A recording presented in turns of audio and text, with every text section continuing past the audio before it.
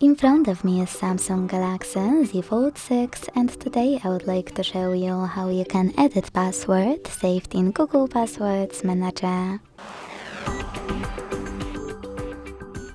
Begin by launching Settings and scrolling down to access Google. Then All Services, Autofill, Autofill with Google, and Google Password Manager. Finally, tap on any password that you wish to edit, enter your screen lock, and click on Edit button. Now you can change whatever you want to, and when you finish, hit Save at the top right corner. Thanks so much for watching. If you enjoyed this video, leave a like, comment and subscribe.